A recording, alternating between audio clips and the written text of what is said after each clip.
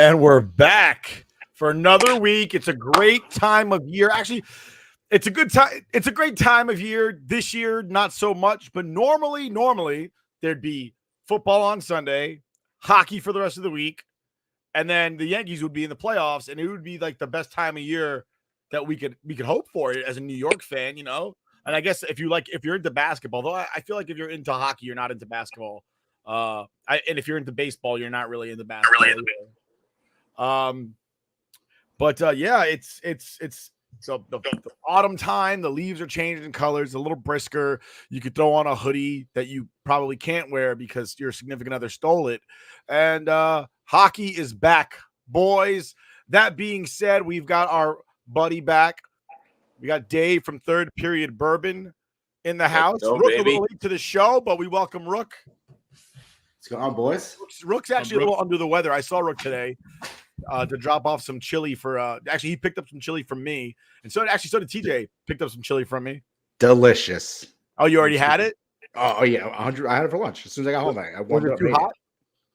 As soon as I got home, I warmed it up and ate it. Delicious. Was it too hot? No, it was perfect. It's like has a kick to it, but doesn't have like overly spicy. It's still delicious. Too hot for Sienna? Well, Sienna wouldn't eat it, but Olivia, yeah, probably a little too hot for Olivia. Okay. Sienna wouldn't eat it. How dare she? Well, she doesn't eat much, so she's written out of the will. T, did you get a chance to eat that? I didn't. Not yet. Got home. You're gonna treat yourself. Took care of the dog. Yeah, I think that's like tomorrow's meal. Because usually I get home before Carissa and Alex get home, and I got like an hour and a half to myself to kill. I might just like sit there, warm up the chili, make a nice fried egg to go on top, sprinkle a little cheese on it, and just like kind of enjoy it. Put on some Kenny G, listen to light some candles. I might. I might. The ambiance. I was told when you made that chili, you absolutely made love to that meat while you were searing it and then slowly cooking it. So I mean, you misunderstood, sir. I said I made it with love, not made love. To okay. You sick sycophant. I thought you were just standing over your kitchen sink with a skirt steak on. Never mind. I actually gave it to my wife so she got it for lunch tomorrow. Oh, yeah. She loves it. She loves your chili, Nick, too. Everybody does. Dude, time out. That's a fucking faux pas. You don't give away chili. If she didn't go get it for herself, she's out. Like, that's it. There's no sharing of the chili.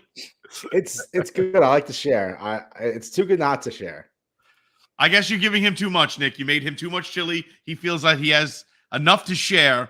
Whereas if you gave me a 5-gallon pot, I wouldn't share it with anybody. I would eat that shit until I died. Don't care. It is really good though. The pieces not of beef, if you're sharing it. The beef cubes, those were really tender. I mean, I left that cooking for like 7 hours by accident. Listen, and I know what you're thinking. Not to distract you by accident. I put it on a simmer so that one little bubble would pop out like every 15 to 20 seconds. And then I went upstairs. It was Saturday. I wasn't really doing much. And then I said, I'll have some chili. It's 5. I'll have some chili right now. I had a bowl of chili. Then I had a second bowl of chili. You know what? I thought I didn't make enough. Maybe I just ate too many bowls when I was making it. And that's why there wasn't as much left over in retrospect. Usually I have 5 quarts of it already made. This time I had those trays that I gave the two of you and then one little thing for myself left over. I'm like, did I eat too much straight out of the pot? Anyway, I got sleepy at 8:30 and I was like, I think I'm gonna go to sleep. And then I was like, oh shit, I left the stove on. Good times. Speaking about hot and spicy, New York Rangers game 1, game day, boys. And it is a hot and spicy start to the season. Lafreniere first goal of the season. Bangs it in off of, I believe it was a Philip Hedl pass. Beautiful. And then you got Adam Fox throw the puck at the net, take his time on a power play, throw the puck at the net, and get the old Chris Kreider redirect deflection goal. I mean, can't say more that he needs to make his home in front of the net. I'm hoping this year nonstop. I hope we have a return of that for this season because it was missing last season. He had something like 25 or 26 goals the previous year off of tip-ins standing in front. Actually, I think they were all power play goals. He had like 26 power play goals, something ridiculous. I think he set the Ranger record for power play goals 2 years ago. And last year, it was like, dude, where are you standing? Why are you not standing in front of the net where you belong? Yeah, he was standing on like the short side post the whole time instead of planting his ass in front of the net, taking the hits, trying to draw a penalty or pick up a garbage goal or deflection. Yeah. And that's where he belongs, dude. He's a big body. That's what he needs to do. But he gets it done game one. I got to be honest. We went to a preseason game, me and Nick. I watched most of the preseason, and I wasn't very hopeful going into the year. And I understand it's preseason. Listen, nobody gets crazy with preseason. It is what it is. Nobody wants to get hurt. Everybody just wants to start getting their legs underneath them and figuring out the game and getting the speed back, right? Getting the hands going. But we were at the game, Nick, and the major thing that we saw, Panarin barely skating, seemed like he couldn't give a shit. We were both saying, hopefully it's just preseason. Doesn't, I'm not going to exert myself. Just, kind of go through the motion. It doesn't matter anyway. But same thing, Zibanejad, nah. A bunch of the guys that you lean on were just like not there at all during the preseason. And it was kind of scary. I think the only person consistent through the preseason and played their ass off was Capo Caco, which to me is amazing because we both said that he's going to have an awesome year this year. He's been progressing every year since he came up with the Rangers. Personally, I said he's going to have a 60-point year, 30 goals, 30 assists, cut it right down the middle, mark it down now. He's just going to keep bumping up and progressing. And the only other thing I could say having to do with the preseason is Othman not making the team was a kick in the nuts. He played his ass off. He deserves to be there over Jimmy Vesey. I understand we're paying a shit ton of money to Gaudreau. He deserves to be there over Gaudreau too. Some people on Twitter were kind of coming at us saying that, oh, he's a young kid. He's 20 going on 21. I believe the Buffalo started an 18-year-old kid. I think the kid turned 18 like a month and a half ago, and he's out there on the ice. So in what world is 20 going on 21 too young to get out there, especially when you just racked up 50 goals each season of the 2 years you were down in the OHL? In what world is 18 too young for the NHL? Right. Well, in what world is 21 too young for the NHL? I don't get it because, and I understand he's not Connor McDavid, but if he was Connor McDavid, they would have had, Ranger fans would have been sitting there going, oh, bring him up at 15. Who cares? He'll be all right. Bones heal. Bruises go away. So I don't know. I don't get it. I understand the money situation. Somebody's going to get hurt. It is what it is, unfortunately. Not that you're rooting for it, but you're going to have a forward go down at some point this year. And Othman's going to be the first one up. And I'm sure he's going to make an impact or two right away because he definitely was an impact player. But I would have liked to see him make the roster from Jump Street and just figure out the game because it's not the same in the OHL, AHL, any of the lower levels. It's just not the same game. So I think the Lafreniere goal was actually from Panarin. What? Oh, say that again, Dave? Yeah, it was Panarin. I thought it was healed through it across the middle. I gotta tell you, T, and I understand your expectation, but your ire for Panarin, like in the last 9 months, through the roof. It's almost like you're looking for him to do things wrong so that you can shit on him about it later. It's not it at all. It's the fact that it feels like it. There's a lot of hate for the man. It's there's the so many fact that good things to talk about, but you only want to talk about bad things about Panarin. No, dude, listen. And the good things are not about him. The good things are not about him.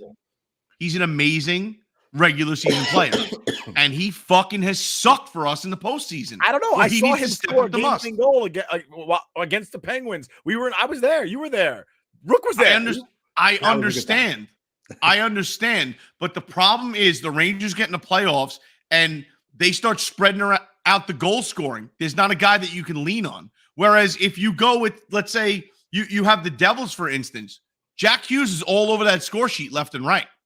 And the Rangers start to spread it out and kind of get goals from everywhere.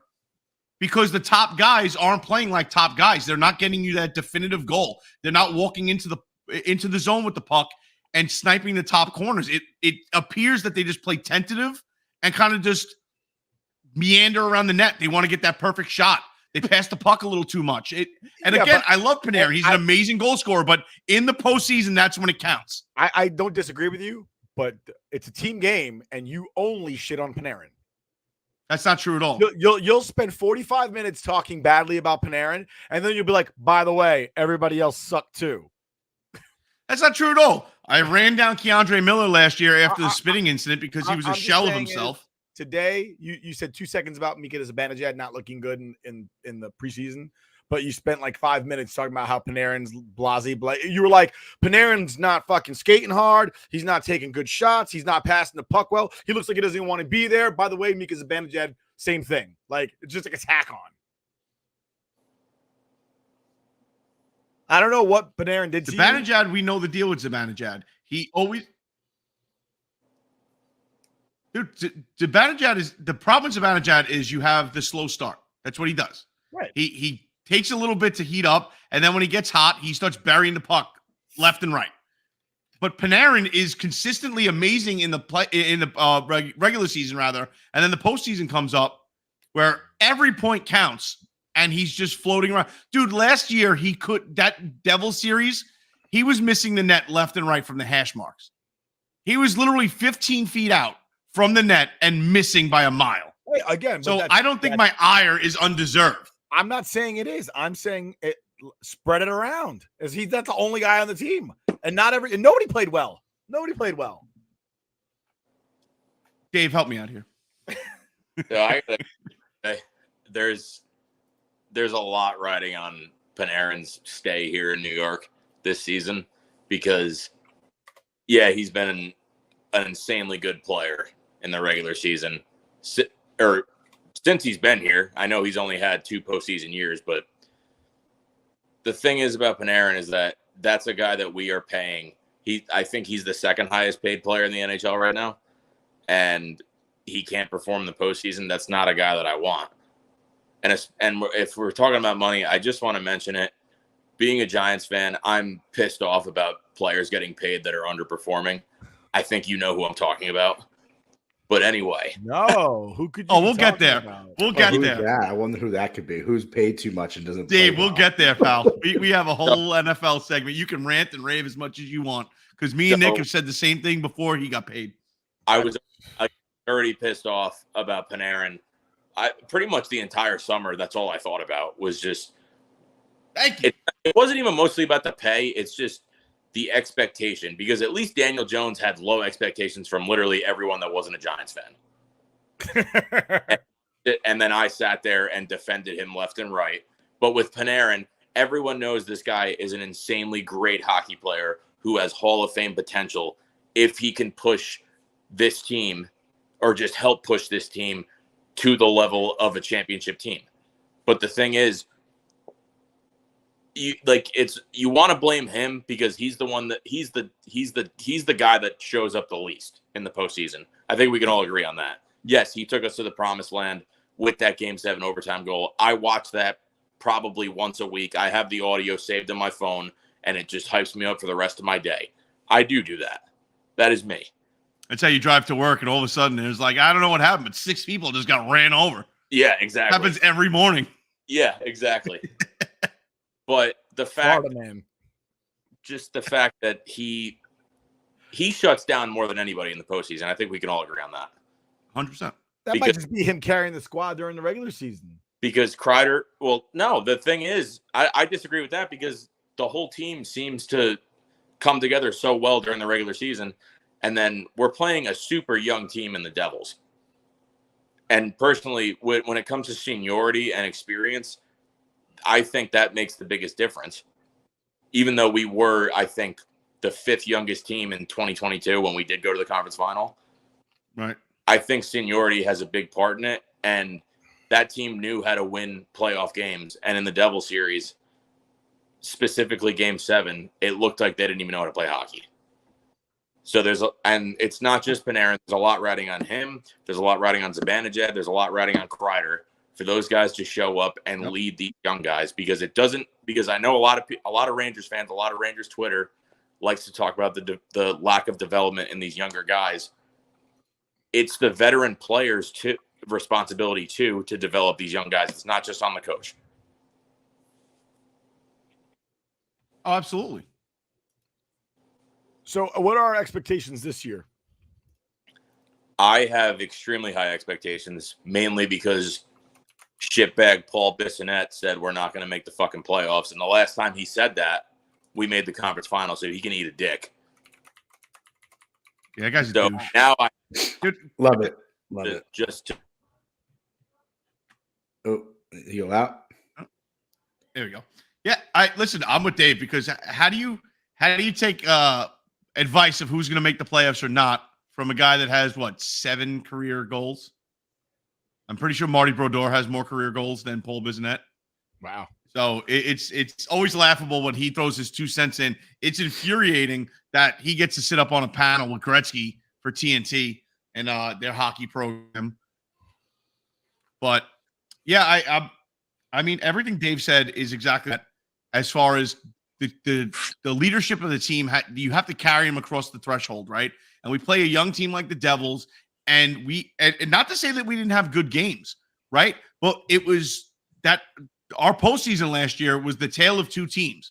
It was, are they showing up tonight, or are they just mailing it in? Because right from the first period, as the puck dropped, you could tell the Rangers don't have it. And every one of those games they lost to the Devils, they were not even close to in it. It was just, you could see there was no intensity, no aggression, no nothing. And like you said, a young Devils team, why aren't we bodying them more? Why aren't we throwing the fucking the body at them and putting the pressure in the corners? And it just wasn't happening. The only one that did it on the entire Rangers roster was Trouba. And when he did it, he basically made up for the entire team when he laid out Timo Meier. I thought that was the turning point in that game, and it ended up, and it wasn't. I definitely would like to see some more of the 3 eyes out there in the with the Rangers. I would love to see more of the 3 eyes, a little intensity, a little integrity. That's what I want to see. The 3 eyes, intelligence, integrity, intensity, indigestion. I like to see that out there. So as far as being physical in on the ice, what changes this year that's going to create that physicality that TJ so badly wants to see? I'm not an expert, so I defer to you guys. You're wearing the shirt. I'm a Rangers fan. I'm not I can't tell you what addition added more physicality to the Rangers. You know how I am. You guys the hockey guys. I'm not the hockey guy. So I'll tell you where the physicality is coming from. It's obviously coming from Jacob Trouba. He had a down year last year. He was very not himself. He wasn't throwing those power hits. And I kind of think it's because of that captaincy. Maybe he's like, let me not get in the box. Let me not give the team a bad name, because everybody on Twitter, the second that guy touches somebody, it could be the cleanest hit in the world. Is Jacob Trouba, biggest piece of shit in the league. It's like, what did you see? Well, you not understanding about hits. The one thing I've noticed about Twitter, the majority of those motherfuckers that are saying that are Devils and Penguins fans, and those guys are the biggest babies in the entire NHL fandom. And Absolutely. and they'll come back and say that we're the biggest babies and saying that we're entitled. When have you ever seen a Rangers fan that was entitled to a championship? All we ever are is hopeful. Yeah. That's all we ever are. And the difference between us and them is that we actually stand by our team. Yeah, we shit talk them, but at the end of the day, we stand by them. You don't see that with. We have expectations, and there's nothing wrong with having expectations. You don't see that with anybody else. They will. The second Jack Hughes does something stupid, the Penguins fans at this point are ready to. Oh yeah, dude, the Penguins fans sold out Malkin right away. They're like, this guy's done. Yeah, we've been saying that now, and you shit on us. Fuck you, Malkin's the best on the team. And all of a sudden, he downturn year. He's an old man, and it's like, fuck this guy. And then they're all happy for it. I know. But I mean, other than that, listen, I think the physicality is going to come from the guys you know. You got to hope Lindgren has a healthy season, because that guy takes a beating and a half. I don't think anybody in the NHL takes a worse beating on a game-to-game basis than that man. He is not afraid to get involved. He's not afraid to get physical. He's not afraid to put his body in front of the puck or a 250-pound guy bearing down on him if he has a shot at getting into the corner first. Keandre Miller looking for a bounce-back year. He's got listen, we know he has the prowess of a forward when he turns on the Jets, and he can score. He can score. And the Rangers have long since needed a goal-scoring defenseman. Like, we've been dying for that. And Keandre Miller's that guy. It's just halfway through last year, the spitting incident happened, and then something didn't click, and something turned off for the man, and it just wasn't there anymore. It wasn't the same game. He was a shell of himself. He couldn't spit anymore, man. I think you're going to see more physicality out of him. What'd you say, Nick?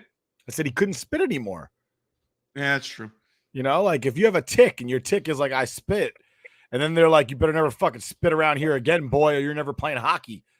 And then you can't do it. It's like, all right, well, now I got to figure out. I think the boy was excessive, sir. It's hockey, man. That's that's how it was problematic. And then the other two guys, I honestly think if you have to get the big year out of Lafreniere this year. He got signed for 2 years. You know his ass is on the block. You got to get a big year from him. He's a big body. He's a big boy. He can throw the body. He's got to get physical. And so does Capo Caco. And Capo Caco is the one player, that youth, that has excelled and every year gained a little bit more ice IQ, right? A little bit more physicality, a little bit more of that goal-scoring prowess that we want to see. And the passing has been phenomenal last year, at least, from Capo Caco. So saying that the team doesn't develop, it's the same fucking Ranger fans that are sitting there like, why don't we have a Connor McDavid? Like, they call it a generational player for a fucking reason. Like, because one comes out every season at every position. There's always you're asking too much if you want somebody to step in the league and become a fucking 40-goal scorer at 18, 19 years old. You're asking way too much. You got to also remember, McDavid is the closest thing the NHL has seen compared to Gretzky since Gretzky. He is light years ahead of Sidney Crosby. He is already light years ahead of Alex Ovechkin. You're not going to get that. You're not going to get that from Alexis Lafreniere, and who, by the way, is a great first-round pick, but he was also underdeveloped by David Quinn and Gerard Gallant, back-to-back coaches. Yeah, big time. Sure. And I'm not saying that Laviolette is the saving grace, but that's what that guy needs, is development. And it doesn't just, like I stated before, it doesn't just come from the development doesn't come from the coach. It also comes from veteran players that you're playing with. Yeah, I feel like absolutely. the Rangers have the similar problems to the Yankees, where like they just don't develop the young players. Like, it just doesn't happen between the Yankees and the Rangers. It's just like before Othman's still in the OHL. Like, he should be up already. Why are we not using him? I think he got assigned to Hartford this time. He did. So, but it's what are you doing? Like, you cannot take it out on the franchise that you decided to pay Barclay Goodrow like $6-7 million a year, and the guy doesn't put up much at all. He doesn't. I don't think he adds anything to this team. I think he's right. Easily replaceable. I think Blake Wheeler can take his spot in a heartbeat. Blake Wheeler at least is a hard-nosed player. Blake Wheeler is always around the puck. Goodrow, you got him for the veteran presence, the guy that's won a Stanley Cup, and to kind of just wrangle in the young guys, but it doesn't seem like he's doing that. Like, listen, maybe behind closed doors, he's an awesome hockey guy. You know, in the locker room, he's a great pump-up guy. Maybe he gives the younger guys on the team a little lesson here and there. But on the ice, it definitely doesn't show when you compare it to the money he's making. Yeah, but a life lesson and a hype guy isn't worth $6 million a year. No, not at all. Already. We had the hype guy. All right, when we let Reeves let it go, he was our hype. guy. And I was hype every time I saw Reeves. I'm pretty sure he was making the league minimum when he played for us too, and he probably still is. Yeah. And that guy, I've never seen anybody play with more heart than him. Dude, always the first in the corner for the puck. I take Reeves. We're getting outplayed physically by Tampa Bay 2 years ago, and fucking they don't put him in 2 games in a row, Game 6 and Game 7, the most pivotal games to put it away, to have the Rangers move on. And Revo, we know you've been out there throwing hits. Literally, his plus minus was practically even the entire fucking year because the fourth line did not give up goals. Like the typical fourth line attitude was like, get those guys out there for 20 seconds to just get the first line back up and ready to go because the fourth line's going to give up a goal. And the Rangers fourth line with Reeves there did not give up shit. They were the pressure guys. They went in there, they pressured, they put the puck in the offensive zone and just held it up against the boards. How many times did you see Reeves just bodying somebody in front of him, pressing the puck between him, the boards, and the player, and then two other guys on Reeves and the puck's not moving? You're not getting him off the fucking puck or off the boards. And did you also notice that anytime the fourth line was on the ice, the other team was not throwing body whatsoever because they not at all. The second they threw it, he was coming after him. Yeah. And that's what we lost when we lost him because we have Trouba who can fight, but he's too valuable to be in the box for 5 minutes because he's too valuable of a defenseman. So guys will go after him and they will take the beating because because there's not a lot of people I think in the NHL that can kick the shit out of Jacob Trouba in a fight. Yeah, dude, he's just an imposing, physical, huge man. So that's a tough fucking task. I think with Ross Reeves, they lost that identity of like just the toughness, right? Like that's what they had in that cup run. They had like some toughness with Reeves there, and then I know they benched him towards the end of that run, but it's just having that presence on ice just helps out the other guys. Right, but Gerard Gallant, being the tough guy player that he was, fucking pussyfooted it around and took the league's notion and the NHL's notion of fighting is pointless and doesn't help identify the team or doesn't do anything for the team when clearly it fucking did. Like the guy was out there just bleeding for the team. And it's like, oh yeah, we're going to bench you game 6 and 7. And what did Tampa Bay do? They abused us up and down the ice physically and on the fucking score sheet. He was a lesser version of Alain Vigneault because Alain Vigneault softened the Rangers up. And what do you do as we enter the postseason? Gallant softens him up because he doesn't want penalties. Penalties, that's what every coach should understand. And we promised Dave something, and I think we need to deliver what we promised Dave. All right. We're talking about people getting paid a little bit too much for what they're worth, and we're going to get into that.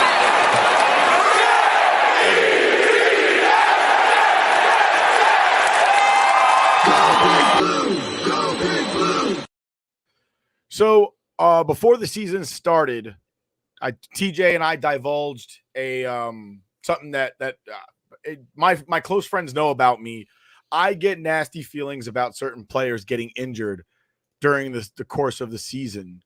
And this year, I never say when it's my own team because I know my feelings are true. Like it's like Luke using the Force, like I search your feelings, it to be true. I knew it to be true that freaking Aaron Rodgers was going down with a season-ending injury, and I really thought it was going to happen against the Giants. But one of the names that I did call out, and I was like, oh, that guy's getting injured this year, was Dave's favorite player, Daniel Jones. And it does not look like he's going to play on Sunday due to a neck injury sustained on Monday. I don't know if you guys want to take this as good news and or bad news. This is not the injury that I was feeling. The injury that I'm feeling is definitive. Like, it's not like it's like, oh no, he's not playing. I had that feeling about Elijah Moore from the Browns as well. I had that feeling about Aaron Rodgers, and I genuinely was like, oh God, I hope he doesn't play against the Giants. It's going to happen in that game. I know it. And he lasted a little bit longer than that. And 4 or 5 plays into the season, Aaron Rodgers went down for the season. And when it happened, I was like, oh, I knew it was going to happen. And you mean Giants preseason, right? Yes, Giants preseason. I thought it was going to happen in that game. Like I said, he lasted a little bit longer. Elijah Vera Tucker is out for the season with a torn Achilles for the second straight year in Denver. AVT suffers a season-ending injury. Can we stop playing games there, NFL? Wow, really? That's true. That's true. For the second straight year, last year he tore his shoulder in Denver. This year he tore his Achilles. Oof, that's a bad. He should never play that ever again. And it's the altitude, bro. There's no elasticity. I mean, that very well might be the case. But let's talk about Daniel Jones because Dave came here on the show. He's here we haven't seen Dave in a while since last hockey season. Let's talk a little bit of Daniel Jones. Let it out, Dave. Let it out. You're stewing. I can see it. I was a big Daniel Jones defender last year, especially working at a sports bar. just, what a disappointment. Because you can say that the offensive line is the problem. You can say literally anything else is the problem. But the second that guy's given an opportunity, he goes into a shell and he doesn't do anything. So Giants season is over. It was pretty much over from week 1 because that was a pretty terrible birthday present. I'll tell you that. We got offensive linemen talking shit about people that pay their salary, aka me. There's just so much wrong with the team, and Saquon being hurt is at the bottom of that list because this team has no chemistry, no heart. The second one thing, and I think it's a trend in every game, the second one thing goes wrong, the game's over. They don't know how to come back from it. And I get that it's a young team, but it's also not a young team. There's a lot of veterans. So there's a lot to blame. There's a lot of injuries, but the thing to blame the most is that this team is just absolutely terrible. And they're not going to be good for another 5 years. There's no talent. There's just not talent there. Same story as the Mets. Are you guys as Giants fans, you and Rook, do you feel that Peyton Manning and Eli Manning did to the Giants what they did to the Jets? Because I'll tell you right now, I blame Peyton Manning for vouching for Adam Gase, and that set us back 3 years because that guy has no business coaching. Like, he didn't have a job right now. I don't know what that guy does. Maybe he's a stay-at-home mom now. I don't know. No, that dude walked up to me in a trench coat and offered to wash my window with like a shitty rag and a bottle of blue Gatorade, I assume. And I was like, oh, fuck off, crazy eyes. But do you guys feel like I feel like the Giants only drafted Daniel Jones because they felt like they had to. I felt like I think he got vouched for by the Mannings. He went to like a Mannings camp and they were like, look, he even looks like Eli. I remember commentators, like actual analysts, being like, he kind of looks like he could be related to them, couldn't he? Like, as if that was like any valid reason to draft this man who went to a school. Like, if he would have went and played football at his college, basketball at his college, I'd be like, yeah, sign that guy up. He went to fucking Duke. He played football at Duke. You don't play football at Duke because you're good at football. Well, I think Rook can vouch for me or just vouch for any Giants fan that believed in him last year. You got to consider the previous 3 years, or the previous 3 years before Daboll came in, and then Daboll comes in and brings us to the playoffs, and Jones looks like a halfway decent quarterback. You got to remember the last quarterback we had was Eli Manning. So it's basically like this. I think me and Rook both thought it was going to be the same 3-0 Rangers. Let's go. That's why I was celebrating. You guys are so delayed. Yeah, you're a little bit delayed. It was TJ's most hated player. So. Yeah, TJ's not fucking hated. Kiss my ass. I think we were comparing that to like the Lundqvist-Shesterkin transformation. You know what though? But here's the problem. The Lundqvist-Shesterkin result is a great thing, right? But to sit there and say, well, Eli Manning to Daniel Jones, I'm pretty sure that's what you guys got because Eli Manning wasn't that fucking good. Well, I honestly just thought Daniel Jones looked dumb enough to be as good as Eli. He looked just as dumb as Eli did. He had like a dumb look. Sure the Jets, this guy could win a Super Bowl, be stupid. I'm pretty sure the Jets have no rings since Vietnam, so I wouldn't go there. I mean, first of all, Vietnam, I'm fine with that. I'm saying is that Eli Manning got lucky in 2 playoff runs, and he never led the league in anything other than turnovers. And you guys champion him as some amazing quarterback, like on the Mount Rushmore of quarterbacks. Be fair. Come on. No. He's right. No, time out. Mute Rook. He's muted. Had this so many times. We always talk about this. No, don't do it. No, because it needs to be said. He's muted. That's it. It needs to be said. The same fucking year that you guys 3 weeks in wanted him and Coughlin fucking shit canned is the year that you guys were like elite Eli. Put it on a t-shirt. You fucking hated his guts nonstop. But I'm just saying, Giant fans in generality hated his guts and wanted him gone. This guy fucking sucks. He's a turnover machine. And he fucking throws more interceptions than TDs, and then he brings you a Super Bowl, and it's elite Eli. And again, why do we always I go get back what to you're this saying. argument? We do this argument all the time. I understand, but but we're talking about the season. Just move but on. you can talk about the season. All right, let's move on. Let's move on. Before the season started, me and Nick literally sat here and told you the reason why Daniel Jones looked like a competent quarterback is because Dable essentially told him, you're not throwing down fucking field. Saquon's going to run the ball a lot, and then you're going to dunk an 8-yard fucking pass.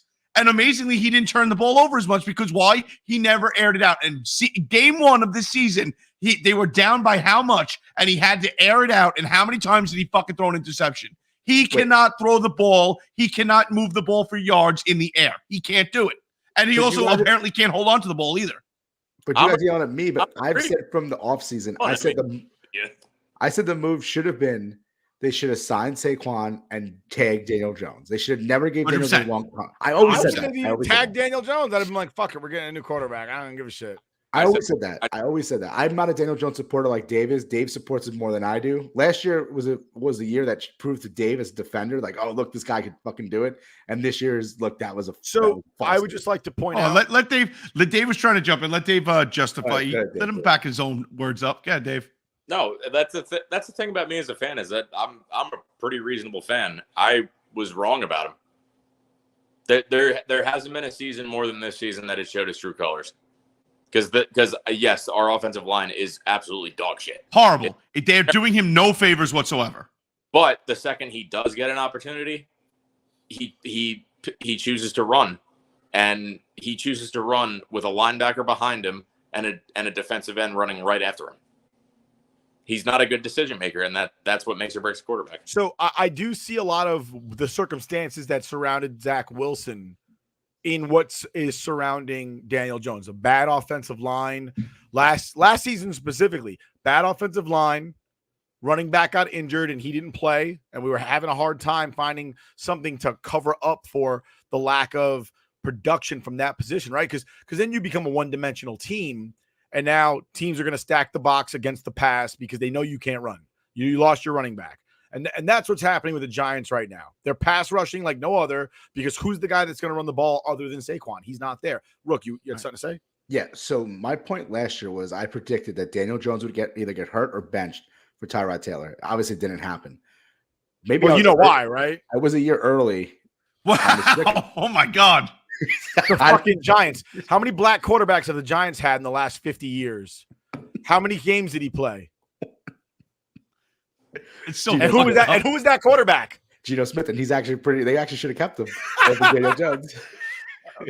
Listen, I knew the Giants weren't going to draft Dwayne Haskins, and it's not because rest in peace, Dwayne Haskins is not a good quarterback.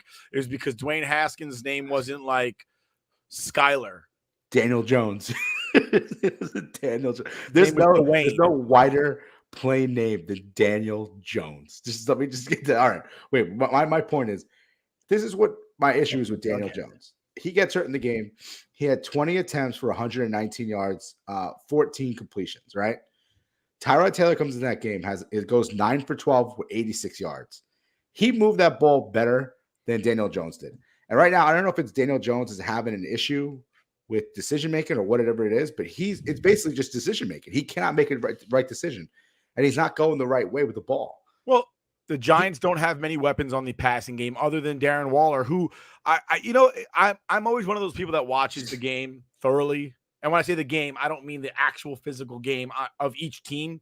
I mean the game of football in its all-encompassing things. We get a lot of we get some. I'll give you an example. Kurt Warner. Was Kurt Warner a great quarterback? Well, I don't know.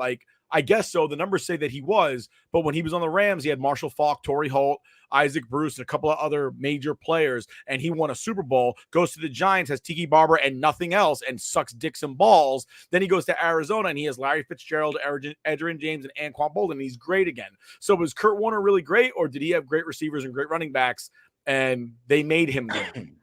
Well, he didn't suck balls to the Giants. He got benched to play fucking Eli Manning, who couldn't even read.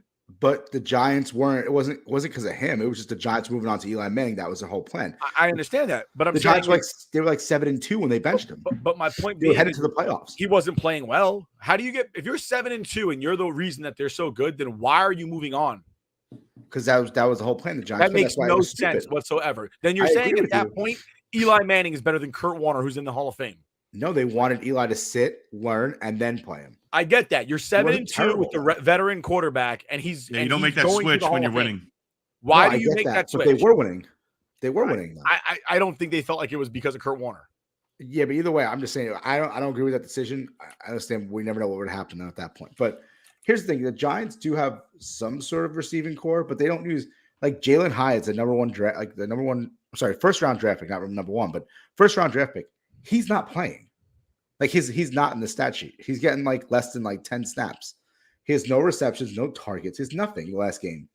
Like he's fast. He's supposed to open the top off the defense, and they're just not using him. I mean, what are we doing? Why are you drafting people and then not using them? I understand maybe he's not learning the playbook fast enough, whatever it may be. But if he's someone who's that fast and could take a top off a defense, why are we not playing him? So, Rook, I hate to be the bearer of bad news. Yeah. I just looked up Kurt Warner stats when he was at the Giants. He started 9 games with a 62% completion percentage, which is not terrible. It's about average. Not bad. Right? 6 touchdowns in those 9 games, 4 interceptions. Average 205 yards per game. That ain't exactly lighting it up. I didn't say lighting up, but he wasn't like god awful. I'm not saying he was awful. I'm saying he wasn't Kurt Warner playing for the Giants. Yeah, but you said he sucked dick and balls. That means by comparison to how he was playing with the Rams and how he ended up playing with the Cardinals. True. He's putting up fucking Zach Wilson numbers. Yeah, that's true. He's Kurt fucking Warner. All right. You're right. I don't want you to say I'm right. I want you to accept for what I'm saying is true. I said you're right. It's true. I don't want to be right. What I'm saying is true. I don't want to be right. It's true. It's damn true. It's damn true. What do you call Nick? If you could just check the chat, I think TJ's gonna send you something. Yeah, I mean they used Wan'Dale Robinson, 5 receptions, 18 yards. Darren Waller had 8 receptions last game, 86 yards. But I feel like they're not throwing the ball downfield. They just can't get it downfield. I mean, there's just no time with the offensive line, right? The offensive line isn't giving the quarterback enough time to make a play downfield. And like Wan'Dale Robinson had 5 receptions for 18 yards. Like that's just dick. I almost said dick and dump plays, but dick and dunk plays. You know what I mean? It's not like. Honestly, it's. I understand the problem, and this might be a situation like we talked about this. Somebody on Jets Twitter said that the Giants last season are going to end up doing what happened to Mangini, where they got hot for whatever reason. They made the playoffs, and then everybody's like, this team's fucking great. But it wasn't really a great team. The following season, we went like 3-13 or something like that. Yeah. And that was true of what happened with the Jets. They made the playoffs that year, and it just, for whatever reason, did not click. It didn't work the following season, and expectations went through the roof, and it just didn't fly. So that man genius moniker, like that was it. That man ended up in the fucking Sopranos. That's how fucking popular this man was. Granted, James Gandolfini was a huge Jets fan, rest in peace. And that's probably why that happened, but it really wasn't I don't think the Giants making the playoffs last year was sustainable because they're relying way too much on Saquon, who is now injured again. So I'm starting to wonder, like you're saying, hey, give that contract to Saquon. Maybe that was the right move, not giving him the contract. I don't know. We don't know. It's the guy gets injured every year. You never know. You can't go back. You can't see what what would have happened. You know. To be honest with you, just from an outside, I'm not a Giants fan, so obviously I don't have skin in the game. But from the outside looking in, with the amount of problems this team has, there is no way the Giants should be doling out that guy all the money he's going to want to come back and play running back, whether he's healthy, not healthy. It doesn't matter because this team doesn't have the pieces in place to even be a 500 team. I agree with you. Why would you spend that kind of money on a running back that you don't have a quarterback? You know they're going out and looking for a quarterback to draft this year. They have. My problem is, I agree with you. And my problem was last year was to deal with Daniel Jones. I think I understand he had a good year, but it was one out of four seasons, and every other year he's been shit. To give him the contract they gave him, which is stupid. I know he's gone after 2 years. It's the contract they have it out after 2 years, but you're still overpaying him. Now you're stuck with him for 2 years. So you got to rebuild your team to be prepared for the third year when you could eventually start a new quarterback. So with regard to Daniel Jones's contract, I feel like that was a Tannenbaum, Mark Sanchez situation where Rex Ryan, and we talked to Coach Westhoff about this, and said, like, dude, Mark's not worth the money you're going to pay him. And Mike Tannenbaum's response was, that's what a quarterback costs in the NFL. That's what a starting quarterback makes. Like, dude, that's not the answer. That is not the answer. Like, that's what but your quarterback is not among those. Just because you pay him to be top 10 will not make him top 10. See, that was my thing, was just because quarterback, that's the market for a quarterback. Yes. But is that the market for this type of quarterback? He threw 15 touchdowns. He rushed 8 times. I get it. I've defended that before. Like, he didn't throw 50 touchdowns, but he was accounted for at least 23 touchdowns. But that's not what you want. You want a quarterback who throw the ball too. You can't just always run the ball. And I think it was a mistake giving him the contract. Even when the contract was given, I said it over in the offseason too, when they first gave him the contract. I'm not just saying this now because he's playing bad. I said originally, don't give him that type of contract. You get the out after 2 years, which is good, but I just don't. I don't like it. I'm distracted by the chicks now because I just realized that they're there because Dave's gone. When did this happen? We feel like we're a man show. Yeah. The girls on trampolines. Honestly, I don't even know. I didn't know Never mind the fact that the background, the fans are jumping up and down in the background. I don't know if you noticed that. Oh, yeah. It moves. Look at that. Special thanks. I mean, that's the most psyched anybody who's gotten at the Meadowlands is because of the girls, not the product on the team. But the other team in the Meadowlands, the Jets. I did not salute 3 girls in a bikini and an American flag, though. Like, come on. That's America. God bless America. The other Meadowlands team, the Jets played on this past Sunday, and they walk away with a win. Not a pretty win, but a win nevertheless against the Denver Broncos. Again, the news of AVT going down with a season-ending Achilles tear, the second Achilles tear to break our hearts this season as Jets fans. Max Mitchell showed up, and he did step in nicely on that right side. That field in Denver, man, I want to say Connor McGovern went down for a second. Oh, Joe Tippmann went down for a second, and so did Mekhi Becton. So I don't know why, but our offensive line is getting banged up on that field in Denver. Breece Hall has a day, wins himself the FedEx Ground Player of the Week with 177 yards on the ground. His best total, and it's not that we've been waiting for him to break it out. We've seen it. We were waiting for him to show it back up again after coming back off an ACL tear last season. And Breece, he finally broke one and took it to the house because he was getting real close the last few weeks.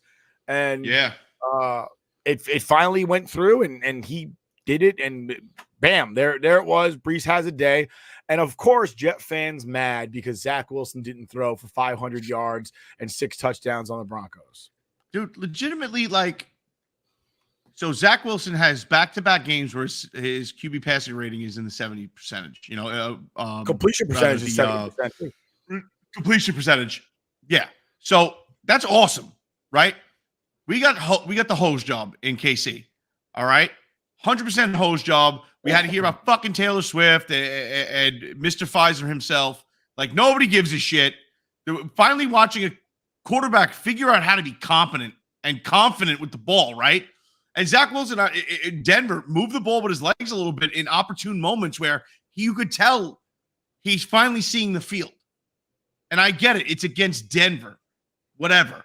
But the guy's finally seeing the field the way we want him to see, right? He has 2 back-to-back pretty damn good games. And at the beginning of the year, we said through week 5, we wanted the Jets would be in great shape if they were 3-2 with the schedule that we saw in front of them. And they're 2-3, and they lost their starting quarterback, the guy who was going to bring us to the promised land this year.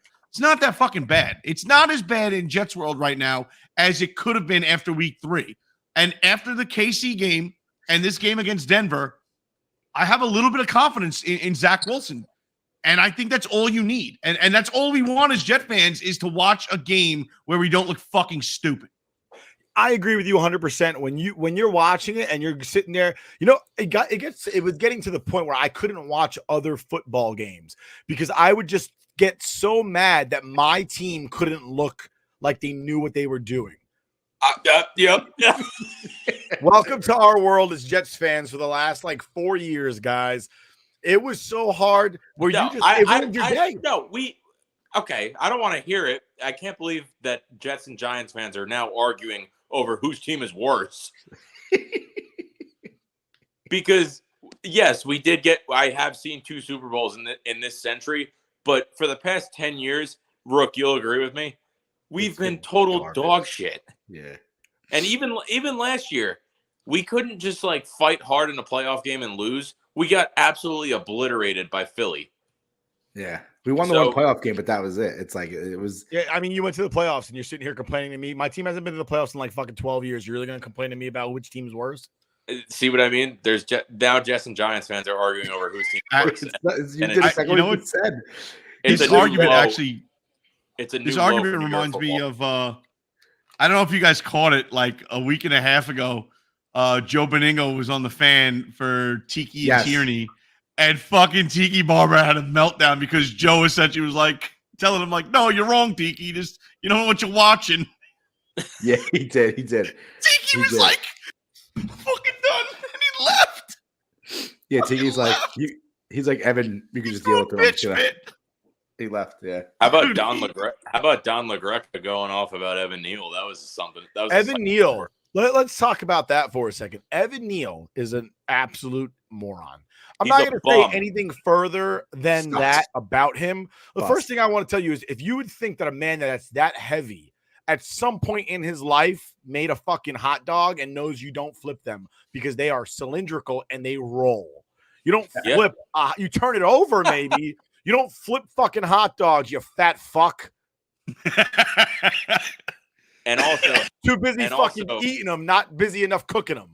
And also, how dare a guy that big come after the food industry? I hope every fucking hamburger and hot dog he has for the rest of his life on it has a nice fucking loogie on it. I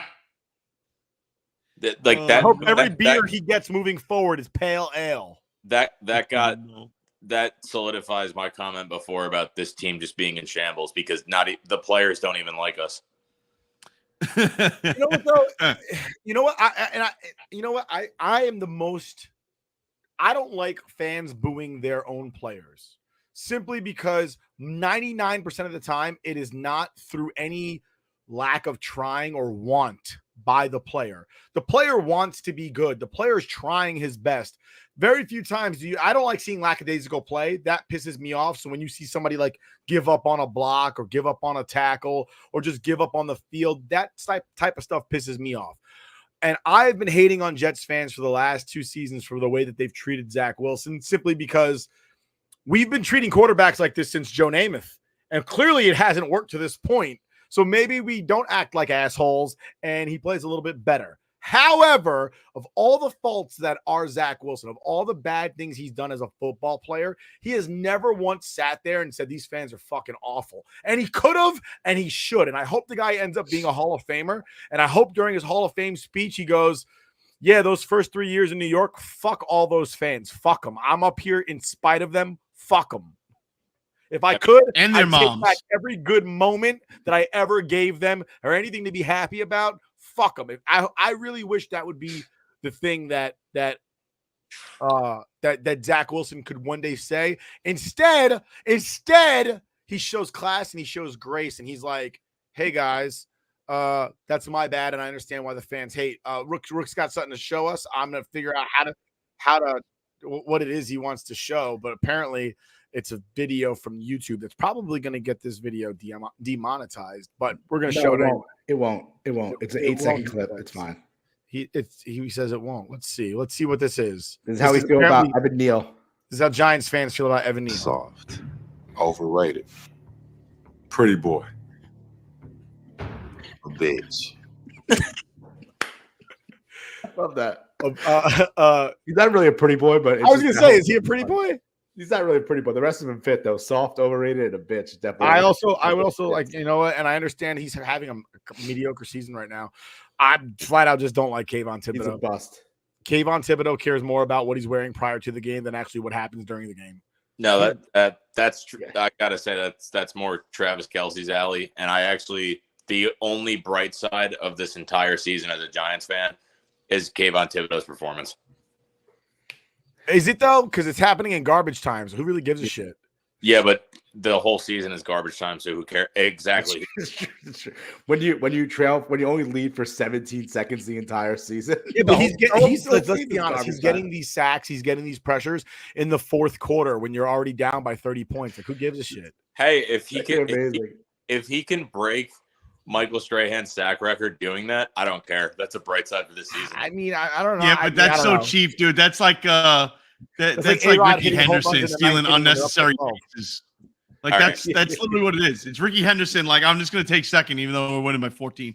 You guys have to understand how we are as Giants fans right now. I'm so sorry for your loss in your 2 Super Bowls in your lifetime and you making the playoffs last year.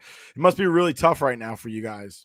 Dude, do you see that? Literally, that comment of me saying that Jets and Giants fans are arguing over who's worse is so true. I'm saying this is called your uppance, all right, and it has come, all right. No, you know what's funny? I actually once had a conversation with a Jet fan, and I was like, besides those 2 Super Bowls, the Giants are pretty shitty. And the guy's like, did you hear what you just said? He's like, besides the 2 Super Bowls, he's like, you saw 2 Super Bowl wins for your team. He's like, it doesn't matter. At this point, my team winning a Super Bowl is like fucking Paul Bunyan. Like, he might have existed, but I don't fucking know that.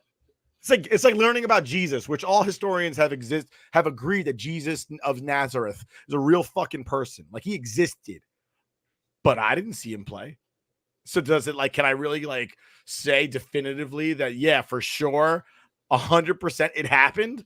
Because I don't even think I've even seen the video. I've seen one video of Jets Super Bowl 3 and it's him walking off the field like this. My only memory of Joe Namath is him drunkenly trying to kiss the ugliest sideline reporter ever.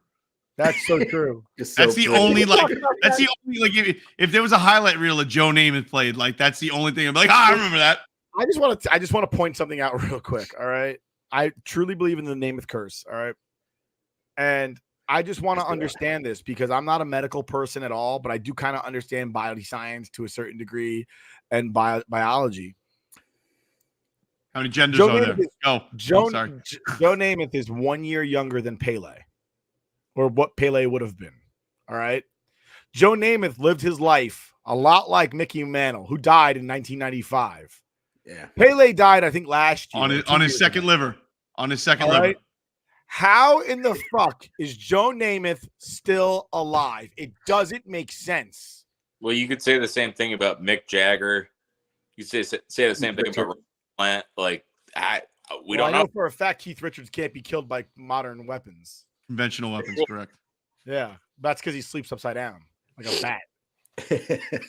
How are any members of Motley Crue still alive is the good question. Well, I mean, technically one did die. And just came back and then just came back to life in a dumpster and then got in a car and asked to be driven to the hospital by a whole bunch of girls who just heard that Nikki Sixx died. And they were like, you're fucking dead. Okay. Zombie! I'm just saying, Joe Namath, I don't wish anything bad on the man. I'm sure he's a nice fella. I'm just kind of in awe. I'm just saying, I know plenty of people that have lived a healthy lifestyle and they died at 65 of fucking embolism.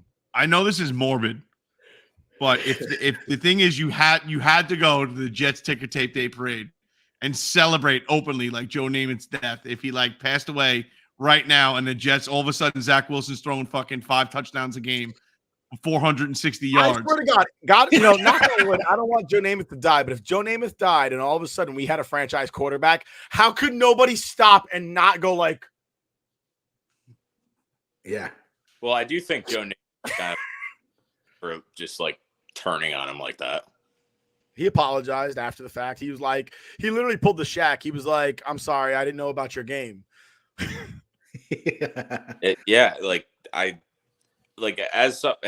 sure he is a Jets fan, probably the most famous Jets fan in the world besides Kevin James. Method Man. No, Kevin James is more famous than Method Man. Kevin James. Method Man's from Staten Island. But that brings our show to an end. We got like 40 seconds left. Thank you, Dave, for coming on. Sorry we had some technical difficulties before. Fellas, great show. We'll catch you again next week. We love you. Stay with us. We'll show you some cool stuff. Let's go, Rangers. Let's go. Chicken Grace.